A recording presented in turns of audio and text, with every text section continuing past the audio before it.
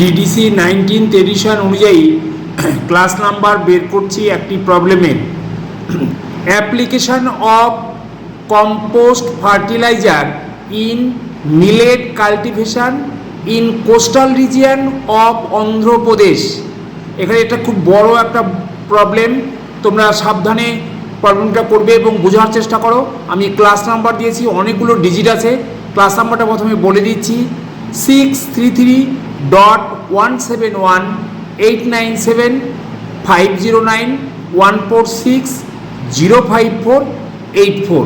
এই নাম্বারটা কি করে এলো সেটা অ্যানালিসিস তোমাদের দেখাচ্ছি। প্রথমে এটা মেন ক্লাস 600 টেকনোলজি বা অ্যাপ্লাইড সায়েন্স, তারপর এগ্রিকালচার 633 ফিল্ড ক্রপস, তিনটে সামারি পাওয়ার পর আমরা 633 আমরা শিডিউল থেকে 633.171 মিলেটস এই ফিল্ড ক্রপস পেলাম। তার আগে একটা অ্যাস্টারিক চিহ্ন দেওয়া আছে, অ্যাস্টারিক চিহ্ন ফলো করে আমরা ইনস্ট্রাকশন দেখলাম, ওখানে লেখা আছে অ্যাড, যেখানে অ্যাস্টারিক থাকবে সেখানে অ্যাড অ্যাজ ইনস্ট্রাক্টেড আন্ডার 633 থেকে 635।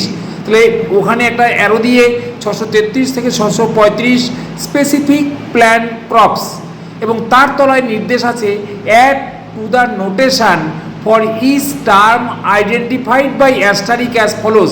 তো যে সমস্ত নাম্বারের পাশে অ্যাস্টারিক থাকবে তাদের নিচের যে ইনস্ট্রাকশন আছে সেটা ফলো করতে হবে। তাহলে আমরা দেখলাম মাইলেটসের আগে অ্যাস্টারিক দেওয়া আছে, তাহলে এটা ফলো করতে হবে। সেখানে বলা আছে 89 ফার্টিলাইজার্স অ্যান্ড সয়েল কন্ডিশনার্স, তার নিচে আবার নতুন করে instruction add to 89 the numbers following 631.8 in 631.81-631.87। তাহলে এই নাম্বারটা থেকে আমি কম্পোস্ট নাম্বার পাবো, তাহলে সেটা কত 631.875, এটা কম্পোস্ট নাম্বার। এবার আমি এই নাম্বারগুলো পাওয়ার পর আমার দরকার হচ্ছে কোস্টাল রিজিয়ন এবং অন্ধ্রপ্রদেশ। এখানে কোনো নির্দেশ নেই, তাই আমি সোজাসুজি টেবিল 1-এ 091 এই ইনস্ট্রাকশনটা ফলো করলাম। ওখানে বলা আছে treatment by areas reason places in general. তাহলে ইন জেনারেল মানে কোস্টাল রিজিয়ন, ভারতবর্ষের যত কোস্টাল রিজিয়ন আছে সব এলাকায় বোঝায়। সেখানে নির্দেশ বলা আছে instruction add areas notation 1 from table 2 to base number 09। তাহলে আমরা -1 টেবিল 2-তে গিয়ে আমরা 09 যোগ করলাম।